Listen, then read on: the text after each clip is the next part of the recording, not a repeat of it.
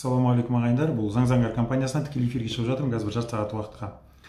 Анау сұрақтар болатын болса, соларға жауап берейін деп отырмын. Одан бөлек біздің Заң компаниясы жалпы қандай қызметтермен айналысады деген сұрақтарға да жауап бергім келіп отыр. Өйткені көп адамдар ойлайды бізді тек қана кредитпен айналысады деп. Одан бөлек тағы да адамдар сыртынан алып кеткен кредиттер бар ғой, сол проблема болып тұр соңғы кезде. Мен сол бойынша да қысқаша мағлұмат беріп өткім келіп отыр. Мысал үшін адамның онлайн займнан кредит алды, адамдар көбіне оны мына жағдайлардан біледі. Мен қазір бәрін айтып кетейін. Уағалейкум ассалам. Өйткені бұл нені сақтаймын, сол сақтаған кезде жаңа кеңестер есте қалу үшін. Адам кредитті, бізге келетін адамдардың көбісі кредитті сыртынан алынғанын қай кезде біліп жатыр? Айлығынан ұсталған кезде, немесе шетелге шыға алмай қалған кезде. Оған дейін білмейді, оған дейін іздемейді. Неге іздемейді деп өздері айран асыр болады. Негізінде заңның талаптарына сәйкес, әрине іздену керек. Хабарласу керек. Банктен болатын болса, банк кешіккен күннен бастап хабарласа бастайды өлерді. Коллекторлық агенттікке қалай арыз жіберу керек. Жалпы мен жаңа айтып өтейін. Сонымен олар хабарласу керек, бірақ ол талаптардың бәрі орындалмайды. Сөйтіп олар атқарушы жазбасын шығарып алады, немесе оңайлатылған тәртіпте сот шешімін шығартып алады да сот орындаушыға тапсырады. Атқарушы жазбаны шығарған кезде де, соттың шешім шыққан кезде де соттың шешім шыққан атқару пара береді, атқарушы жазбаның өзін сот орындаушыға тапсырып атқару іс қозғалады. Сол кезде біздің шоттарымыздың бәріне аресттер қойылады, сол кезде біліп жатамыз. Енді кредитті бірінші кезде қайдан білу керек? Бұл жұмыстарды негізі сотқа дейінгі тәртіпте және сотта жүргіземіз. Сотқа дейінгі тәртіпте анықтау жұмыстары жүреді және арыз шағымдар жазамыз. Анықтау жұмыстары дегеніміз ол кредиттік тарихымызды алып қараймыз, сонынан немесе электронды цифрлық қолтаңба арқылы ЭЦП дейміз, сол арқылы ашып ЕГОВтан сөйтіп тарихымызды алып қарауға болады. Сол жерде көрініп тұрады кімге қарыз екеніміз, кімге қарыз емес екеніміз. Сөйтеміз де сол жерден компанияны анықтағаннан кейін сол компаниядан бүкіл құжаттарды сұратып алуымыз керек. Кредит алуға қатысты. Содан бөлек ақшаны қай шотқа аудардың деп. Сосын өзіміздің банкте, қай банкте шоттарымыз бар екенін білеміз ғой. Сол банктерден ақпарат сұратуымыз керек. Немесе выписка алуға болады. Мынандай осындай компаниядан түскен ақша қашан түсті және қайда кетті. Оны қайда кеткенін суммасына қарап білесіздер. Сол осыларды анықтап алу керек. Онлайн займдар бойынша банктерден түсетін ақшалардың екі моменті бар. Жағдай бар. Назар аударту. Біреу ақша түседі, немесе ақша түспейді. Ақша түскен күнде оны қайда жібердіңіз? Көбіне алдап жібереді. Маған артық ақша түсіп кетті, сіз жіберіңіз маған деген сияқты. Білмей қалып адамдар жібереді. Енді осы жерде нақты сіздерге есте ұстау керек нәрсе мынау. Егер де тосыннан сіздерге белгілі бір сумма түссе, және әлгіндей бір адамдар хабарласып осынша сумма байқамай түсіп кетті дейтін болса, ол ақшаны аударып жібермеңіздер. Жаны шығып, қанша хабарласып, жылап, еңіреп жағдайын айтса да сенбеңіздер. Не істеу керек мұндайда? Банкке түскен ақша қайдан түскенін анықтау керек. Кімнен түскен анықтаймын. Сосын барып, егер де сізден түскен болатын болса, оны айтамын. Сіз маған WhatsApp-қа өзіңіздің деректеріңізді жіберіңіз, кімнен қалай түскен, мен соны салыстырамын деп айту керек. Сөйтіп банктегі шотыңызда немесе қазір приложение бар ғой, бәрін сол қосымша арқылы ашып қараңыз, қайдан түскен бәрі көрініп тұрады. Егер де белгілі бір компаниядан, онлайн займ компаниясынан түсіп тұрған болса, көп қаттар, Тенго, деньги населению деген сияқты, онда сіз алаяқтардың құрығына ілінгенсіз. Онда дереу жаңағы онлайн займ берген компанияға хабарласу керек. Осынша ақша менде тұр, ол негізі менің атымнан алынған жоқ, мен осылай деп әрмен қарай жұмыстарды жүргізу керек. Біз ол бойынша жұмыстарды жүргізіп отырмыз ағайын. Енді мен қазір мына жерде сұрақтарға жауап берейін. Сонымен жалпы түсіндіңіздер ғой, сотқа дейінгі тәртіпте жаңағы сатыда жүреді. Ішкі істер бөліміне бәріне беруге болады. Алдымен бәрін анықтап алуымыз керек. Осыны есте ұстаңыздар. Енді мен сұрақтарға жауап берейін. Мына жерде жаңа сұрақтар болды маған қойылған. Сіз қай қаладасыз, қалай жолықсақ болады дейді. Мен әзірге Астанадамын. Бүгін ертеңдері боламын. Сәрсенбі күнге дейін болсам ба деп ойлап отырмын. Мен Екібастұз қаласына кетуім керек. Сол жаққа да барып қайтсам ба деп отырмын. Біздің компания тек қана жаңа айтып өткендей кредитпен емес, біздер қазір осы кезде біз бір балабақшаны құрып жатырмыз. Оған дейін қаншама балабақша құрдық. Сол балабақшаны құрып жатырмыз. Қазір біздің клиентіміз өзі жарғыны берді, сол бойынша қызметтер тексеріп жатыр. Соны тәптіштеп пысықтап болғаннан кейін біз әрмен қарай оны тіркеуді ұйымдастырамыз. Біз бизнес ашуда, балабақша ашуда не істейміз? Құрылтай құжаттарын бәрін істейміз, тіркеуді ұйымдастырып береміз. Әрмен қарай бағдарларында ұйымдастырамыз. кейбір балабақшалар бар, бізге ішкі кадр құжаттарында реттеттеріп алып отыр. Жұмысқа кіргізу, шығару, еңбек шарты, қандай жағдайда еңбек демалысына шығарып, соның бұйрықтарын бәрін алдын ала дайындатып алады бізге, пакет қылып. Сосын сол бәрімен қарай өздері жұмыс істеп жатыр.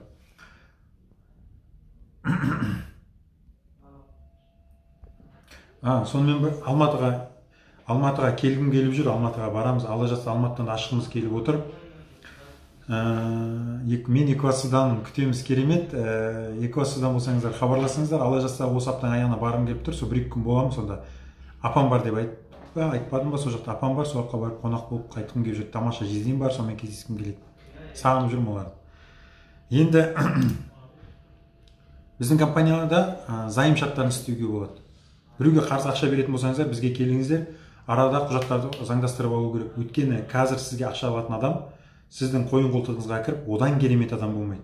Ал ертең ақшаны сұрайтын кезде сізден жаман адам болмайды. Сол себепті құжаттасып қою керек. Құжат болса, әрмен қарай сотпен өндіріп алуға болады. Сосын мен тағы бір кеңесім осы қарыз ақша беруге. Егер де суммасы қомақты болатын болса, міндетті түрде оған кепілге зат алу керек. Кепілге зат бермейтін болса, негізі біздің компания қарыз ақша беруге кеңес бермейді. Ал енді үлкен суммаларды беретін болсаңыздар, ол туысқандарыңыз, ет жақындарыңыз болса, енді оны өзіңіз көресіздер. Возражение 10 күн ішінде жазып постановлениені алдым, ал суд исполнитель задолженность бар деп Каспийге шығарып қойған, арыз жасасам ба деп жазам десем қабылдамаймын дейді. Мұндай жағдайда 10 күн ішінде сіз қарсылық жаздыңыз, атқару жазбасының күшін жойдыңыз, бірақ ол базаға енгізіп қойған. Онда сіз бізге хабарласыңыз, Жәнібек Темірхан. Біз оның бәрін шешкізіп, ұйымдастырып береміз. Арызды қабылдамаймын дегеніне бұл болмайтын әңгіме, оның гесін таңдырып, әрекетіне шағым жазу керек. Ал егер де болмайтын, бізге жүгінгіңіз келмейтін болса, енді ақша төлемеймін десеңіз, өзім бітіремін десеңіз, онда шағым жазыңыз әрекетіне. Сөйтіп мәселені шешуге болады.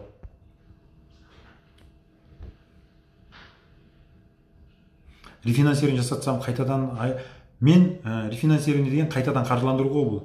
Яғни кредит алғыңыз келіп тұр, оны қайтадан қаржыландырып, ешнәрсе істемей ақ қойыңыз. Қай банкте бар, сол банкпен жаймендеп өтей беріңіз. Керек емес олай істеудің, қажеті жоқ.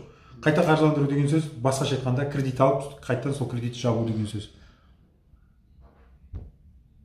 Кредит мәселе шеше аласыз ба дейді. Жұмабек Вазико, сіз біздің посттарды қарап шығыңыз, мүмкін сіздің сұрағыңызға ол жерде жауаптар бар шығар. Егер болмаса, онда біздің осы инстаграмнан қараңыз, біздің нөміріміз бар. Сол нөмір арқылы бізге сұрағыңызды қалдырыңыз. Қолымыздан келгенше көмектесуге тырысамыз. Жұмысқа орналасар сотталмаған деген анықтама сұрату заңды ма? Бұл мәселеге қатысты қай жерге жұмысқа орналаса соған байланысты. Негізінде соттылық жойылғаннан кейін сот адамның белгілі бір әрекеттеріне қатысты жұмысқа қабылдар кезде осы мән-жайларға назар аударатын талаптар болады. Сол талаптар болмаса, негізінде адам сотталмағына қарамай, адамдар кемсітілмеу керек ол бойынша. Алайда негізі онда тұрған ешнәрсе жоқ, алып тапсырсаңыз кедергі емес ешқандайда.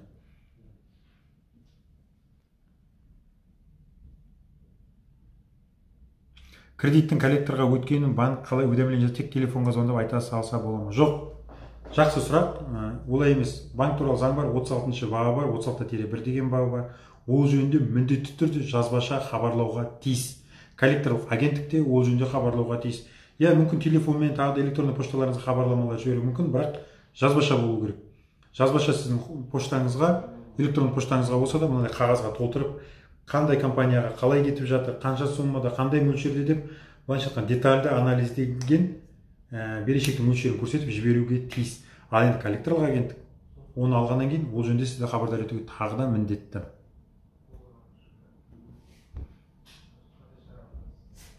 Саламатсыз ба, өтініш маған көмектессеңіз, кооперативке салған ақшамды алуға көмектессеңіз. Енді оны зерттеп қарау керек, сандуғаш қарап анықтау керек. Сіз біздің WhatsApp-қа жазыңыз, көрейік, тексерейік, зерттеп көреміз. Біз бұндай мәселе бойынша қазір құқықтық талаптар жүргізіп, жұмыстар жүргізіп жатырмыз. Өткенде бір адамға қайтты. Тіпті құқықтық талапты бастаған кезде қайтты, сотқа дейін шешілді. Әрмен қарай дауласқысы келмеді деймін олардың.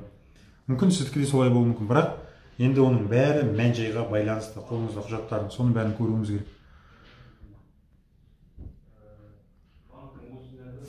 Теңгез компаниясы сотталған деп жұмысқа алмай тұр. Бұл жерде олардың бұл талапты қайдан шығарған? Сіз онда жазбаша сұраңыз. Жақсы, мен сотталған деп жұмысқа алмай тұрсыңдар. Бұл талапты қайдан шығардыңдар деп сұраңыз. Жазбаша сізге жауап берсін. содан кейін әрмен қарай жұмыс істеуге болады. Егер де олар шынымен де сотталғанға байланысты деп талап қойып қойған болса, онда соның заңдылығын анықтау үшін жергілікті жердегі прокуратурамыз бар, сосын еңбек инспекторлары бар. Соларға арыз жазып тапсырасыз. Тапсыра алмасаңыз бізге хабарласыңыз.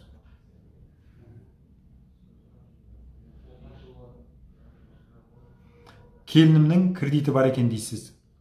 Ол бізге сізбен бірге тұрмайды, бірақ коллекторлар сізге хабарласып мазаңызды алады. Бізде дәл осыған байланысты арнайы алгоритм дайындап қойдық, кейс. Сол арқылы әрекеттерін шағым жазып тастауға болады, немесе бізге жүгінбей-ақ шағым жазып тастасаңыз болады. Өзіңіз көріңіз.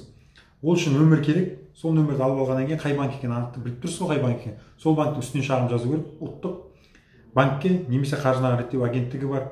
Прокуратураға жібере салыңыз, қайсысын білесіз, соған жіберіңіз. Ал егер де жоқ, біз арқылы істемесеңіз, онда бізге хабарласыңыз. Біз WhatsApp-қа жазасыз, ондай қымбат емес. Біз оны шағымда жазып дайындап тапсырып бере аламыз. Немесе арнайы кейсті алып, сол арқылы жұмыстар жүргізсеңіз де болады. Өзіңіз қарап көресіз. Сол кейсте көп нәрсе айтылған. Қалай істеу керек, не істеу керек екен. Мысалы үшін туысқандары. Бізде мазаны алған кезде екі кейстің түрі бар. Біреу адамның өзіне арналған, екіншісі осы туысқандарға арналған. Олардың жалпы сізге хабарласуы заңсыз, дербес деректеріңізді өңдеу, ол адамның дербес деректерін сізге мәлімдеу, кредит алды деп хабарлау, мұның бәрі құпияны жария ету дербес деректері бойынша заңның талаптарын бұзу болып табылады. Олардың бұл әрекеттері заңсыз. Сондықтан шағым жазып көруге болады. Олар табылмауы мүмкін, бірақ бізге кредит берген компания белгілі, ол компанияның қай коллекторлық компанияға бергені белгілі, яғни не банктың өзінен, немесе коллекторлық агенттіктен хабарласып тұрады. Сондықтан олар өздеріне аяғын тартатын болады. ПТП деген не ол? ПТП.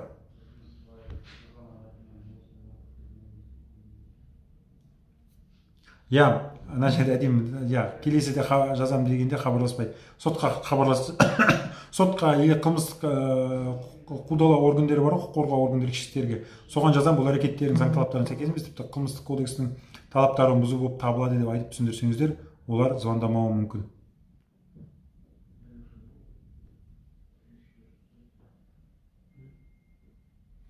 Сәлеметсіз бе, займ бойынша өтініш жазып жібердім, график шықпайды дейді.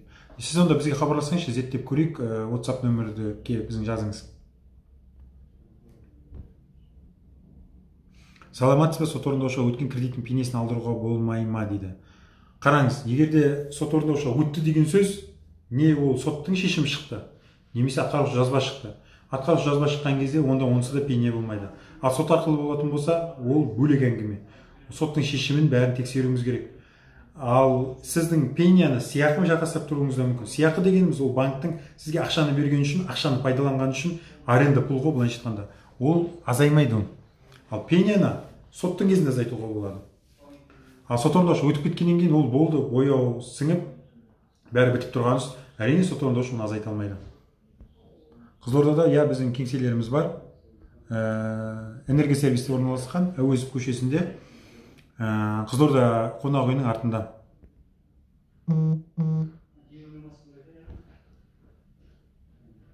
Менен егер де сіз мынарада сұрапты, сізден жеке консультация алуым керек, шымшықтырғы жағдайға түстім дейді. Ондай болатын болса, сіздің біздің WhatsApp нөмірге жазасыз. Сөйтіп сол жерге кеңес ақылы ол, мен сізге арнайы өзім хабарласып, уақыт бөліп кеңес беретін боламын. Шымшықтырық мәселелеріңізді бірге отырып қараймыз. Коллекторға өткен кредитім бар, бірақ ол кредитін историяда көрсетпейді. Ол сол қалай жарты жыл іздемей, енді мазалап жатыр, жартылай жапқан негізінде. Негізінде кредит историяда енді шығуы да мүмкін, кредит тарихта, немесе шықпауы да мүмкін. Енді коллекторға қалай өтті, не істеді, ол бойынша сізге негізі кеңес керек. Біздің кеңеске жазылыңыз, WhatsApp-қа шығыңыз. Бәрін зерттеп, тексеріп, адамдар, біздің заңгерлер кеңес береді сізге.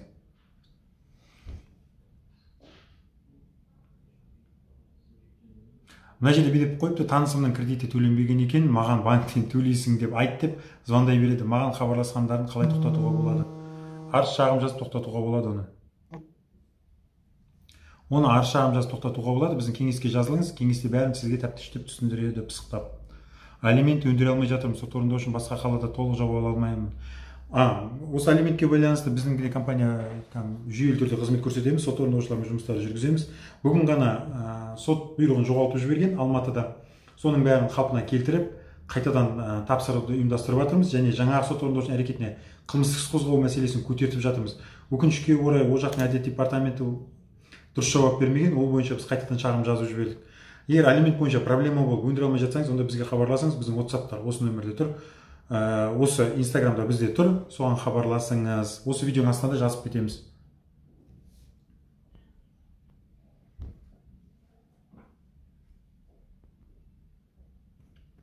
Сәлеметсіз, мен жұмыспен қамтуда қоғамдық жалақы аламын, қоғамдық жұмыстан жартысын алып. Иә, дұрыс ол.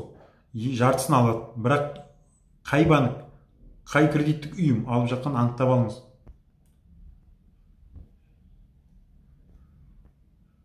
Саламатсыз, атқарушы жазбаны бұзуға барлық нотариус міндетті ме? Бұны қалай айтуға болады? Атқарушы жазба қандай жағдайда бұзылады? Біріншіден, 10 күннің ішінде егер сіз жазсаңыз, бұзылуға тиіс. Сосын өзі екі талаптың негізінде жасалады, ол даусыз болу керек және 3 жыл мерзім өтіп кетпеу керек. Егер де ол даусыз, дауы бар екеніне, дауы жоқ екеніне көзін жеткізбей, ешқандай жазбаша дәлелі болмай, сіз қолхат беріп қоймай, мойындамай істесеңіз, онда атқарушы жазбаның күшін жою керек. Егер де атқарушы жазбаның күшін жоймай жатса, онда сотқа жүгіну керек. Кеше біз осындай істерді атқарушы жазбаның күшін жоймайды, сосын біз сотқа жүгінеміз. Сотта жеңіп шықты әуел ала деп. Себебі нотариус ешқандай жазбаша құжат болмай даусыз екеніне шешім атқарушы жазбасын шығара салған. Және де бізге атқарушы жазбаның қарсылығымызға күшін жоймай қайтарып тұр. Менің көзім жетіп тұр бұның даусыз екеніне деген сияқты. Неге? Сотта сұрадық қой, неге сен олай істеп тұрсың? Жақсы, сөзде былай дейді.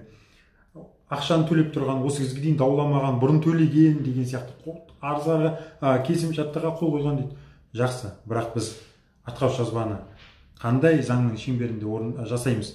Біріншіден, нотариат туралы заң және нотариаттық іс-әрекет жасау туралы қағида бар. Соның осы екі нормативтік актінің негізінде жасалады және соның негізінде ол күші жойылады. Ал енді айтыңыз, осыны жасау кезінде даусыздығына көз жеткізудің негізі ретінде болжамдар бар ма? Мысалы үшін, ақша бұрын төлеген екен, келісімшарт бұрын жасаған екен, оны дауламаған екен деген пайымдармен, болжамдармен қорытынды жасауға бола ма даусыз екені жөнінде? Жоқ, әрине болмайды. Ол жазбаша, міндетті түрде жазбаша қолхаты болу керек, келісем деген. Ондай қолхат болмаса, сіз қайдан шығарсыз? Не аспаннан алып? Заңда ондай талаптар жоқ деп, сөйтіп әуел ала, сөйтіп әділ сот шешімін қабылдап, ол адамның, ол нотариустың заңсыз әрекетін әшкерелеп, нотариустың атқарушы жазбасының күшін жойды. Қазір мен сәлеметсіз, Каспийден арқылы товар алғаным 6 айға 27 мыңға, 6 айға енді 30 мың төлеп қыркүйекте бітіру керек болған, енді 30 мың график жасаған, бірақ негізі болмайтын суммаға бойынша 30 мың теңге көлемінде төлеп құтылып жауып тастасаңыз, оны проблема қылмай, ол жерден ақиқат іздеп шаршамай қойыңыз. Оңайы сол. Бізге тиімді әрекет жасауымыз керек қой. Сіздің ситуацияңызда тиімдісі бұны жауа салған. Өйткені заңгерлерге жүгіну, әрмен қарай іздену, ол да қаражатты қажет етеді. Алимент төлейтін адам жұмыс жасамаса қалай өндіруге? Алимент төлемейтін адам алимент төлейтін адам жұмыс жасамайтын болса, онда орташа айлықтан берешек есептеледі. Сол берешек бойынша өндіру жұмыстары жүреді. Тіпті ешқандай табыс еш нәрсесі болмайтын болса, онда қылмыстық іс қозғау, әкімшілік құқық бұзушылыққа тарту, осы мәселелерді көтеру керек. Адам осындай мәселелерге тартыла бастаса, жеке сот орындаушы жұмыс істесе, онда ол адам сотталатын болса, ақшаны табады. Тіпті егер де сірә болмай жатса, негізі мен өзім оны қаламаймын, бірақ атасы мен әжесінен де өндіру жұмыстарын ұйымдастыруға болады әрине. Бірақ енді атасы мен әжесі немересі үшін жауапты емес қой. Ондай мүмкіндікті де қарастыру керек. Оның да өзінің талаптары бар, бірақ біз ол бойынша жұмыс жүргізіп жатқан жоқ, өйткені менің өзім, біздің компанияның өзінің қағидасына сәйкес келмейді. Сол себепті істегіміз келмей тұр ол бойынша. Бірақ сірә болмай жатса, істеуге болады, оны зерттеп көруге болады. Үлкен сот қойған арест ашуға бола ма? Жалпы сот қойған аресті ашуға болады, қай кезде? Сол соттың актісінің күші жойылған кезде. Оны жойылуға қандай негіздер бар екен анықтау үшін, оны біз тексеруіміз керек. Кеңеске жазылыңыз, қарап, тексеріп көрейік. Жұмысқа шығайын деп едім, босанғаныма 9 ай болды. Иә, болады, бір ай бұрын ескертіңіз. Алдын ала мен мынандай уақытта шығамын деп. Сіз қазір былайша айтқанда декрет демалыстасыз ғой, бала күтімімен. Алдын ала бір ай бұрын хабарлама жазып тастаңыз жазбаша. Сосын бір айдан кейін жұмысқа қосыла бересіз. Егер жұмысқа қоспайтын болса, еңбек инспекторына шағымданыңыз, қосуға міндетті. Кадрмен сөйлессеңізші, меніңше проблема болмау керек, ол ешқандай. Қазір мен Астанада жүрмін осы кезде. Біздің Астанадағы өкілдік Бейімбет Майлин көшесі 19-да орналасқан. Келіңіздер. алимент өндіре алмай жүрсеңіздер, сот орындаушымен проблема болатын болса, келе беріңіздер. Қазір Астананың төрінде қазақ тіліне шөлдеп жүрген адамдар болса, барлық қазір көбіне баратын заңгерлердің көбісі Астанада өкінішке орай орыс тілді. Тілімізді бұрмалап, сындырып, соларға сөйлесіп шаршап жүрсеңіздер, келіңіздер. Қазақ тілінде біздер айырып қызмет көрсетеміз, былайша айтқанда, естерін таңдырып. Қазақ тілінде көп жерде көп нәрсеге қол жеткізуге болады. Ойламаңыздар, орыс тілді болу, қазір заман орыс тілде, орыс тілімен еш нәрсе істей алмаймыз, орыс тілінде болмаса деп ойламаңыздар. Қазақ тілінде көп нәрсені істеуге болады. Біздер бұрын комиссияларды өндіретін кездерде, Павлодардағы болған, Көкшетаудағы болған корпоративтік даулардың кезінде бәрінде қазақша іске қатысты. Аналардың адамдары міңгірлеп сөйлей алмай тұрады, заңгерлер. Сол осындай жұмыстарды жүргізуге болады қазақ тілінде. Ешқандай шімірікпей, қазақ тілінде де айырып қызмет көрсетуге болады ағайын. Айырып деген сөзіме ренжімеңіздер, өйткені шынымен де шығарып өтуге болады қазақ тілімен. Керемет. Қазақ тілі біздің керемет тіл ғой, оны түсінетін адам болса. Қазақ тілін түсіну үшін Абайды оқыңыздар, Найзағайды оқыңыздар. Көп қой ондай кітаптар бізде. Қабди Жұмаділовтің кітаптары бар, Тағдыр, Соңғы көш. Қазір айтқан кезде есіңе түсе қоймайды. Осыны оқыса, мен өзім ағама апарып бергенмін, Абай жолын. Орыс тілінде апарып бердім, орыс тілді ағама. Мынаны оқы, біздің қазақ тілінің қандай шұрайлы екенін білу үшін Мұхтар Әуезов өзі аударған ғой Абай жолын. Соны қарасын, көрсін деп отырмын. Тамаша аударылған, қандай біздің мәдениетіміздің бай екенін көрсін деп отырмын. Сөйтіп бердім оған, ұсындым, әлі оқымапты, енді ізінен қалмай жүрмін. Қашан оқисың деп. Қызымның кредиті коллекторға өтіп кетті, енді звондап жақындарым мазалап жатыр, 440 мың теңге. Сосын әрі қарай қалғанына график шығарамыз дейді төле. Егер мүмкіндіктеріңіз болса көріңіздер. Бірақ қалай болған күнде де ең бірінші қадам берешекті анықтаудан басталады. Банкке жазасыз, сосын коллектордан анықтайсыз, сосын бәрін тексеріп, заңдылығын анықтап тексеру керек. Бізге хабарлассаңызшы, біз оны істеп берейік, сізге берешектер туралы анықтау жұмыстарын жүргізіп берейік. Қолыңызда қағаз күйінде мәлімет болмаса, ертең күндердің күнінде олар сіздерден дәл сол сумманы жапқаннан кейін өндіруге қайтадан қоюы мүмкін. Сол кезде өздеріңізді қорғай алмай қаласыздар. Сол ағайын, қазір енді мен түскі үзіліске шығайын. Уақыт болып қалыпты. Неге сұрақ алма, мен сіздің сұрағыңызды көрмедім, шынымды айтсам, қай жерде. Ұрыспаңыздаршы, бірден ұрысып шығасыздар. Қандай қызықсыздар. Онсыз да көп сұраққа үлгіріп жауап бергім келіп жатыр енді. Бірден ұрысып кетпеңіздер. Сәлеметсіз мүгедек адам. Алма деген тауып алайын, енді ұрысып жатыр ғой маған. Қайдасыз? Алманың сұрағына жауап берейін. Ренжіп қаларсыз. Қарап жатырмын. Алма. Қайтадан қойып жіберіңізші, мен таба алмайтын сұрағыңызды. Екі сұрағыңызды бірден қойып жіберсеңіз, мен қарап жіберейін. Алма, менің сұрақтарыма жауап беріңізші дейді. Алма, қайтадан қойып жіберсеңіз тамаша болушы еді. Қарызға баттым, кеңесіңіз қанша жанаға депті. Қарызға батсаңыз, біздің кеңесіміз бұндай жағдайда 2000 теңге тұрады. Менің өзімдікі бөлек, оны айтады, WhatsApp-қа жазыңыз. Менен көрі, сол біздің заңгерлермен кеңесіп те, сіз мәселеңізді шеше аласыз. WhatsApp-қа жазыңыз, кеңес керек болса. Алма, сұрағыңызды қайтадан қойып жіберсеңіз, мен сіздің сұрағыңызды көрген жоқпын.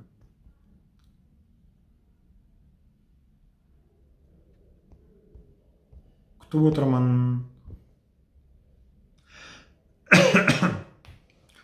Адрес айтыңыз. Қай адресті айтайын Мәди саған? Мәди, менің де сұрағыма жауап мырза, саламатсыз ба дейді. Саламатсыз ба Дана?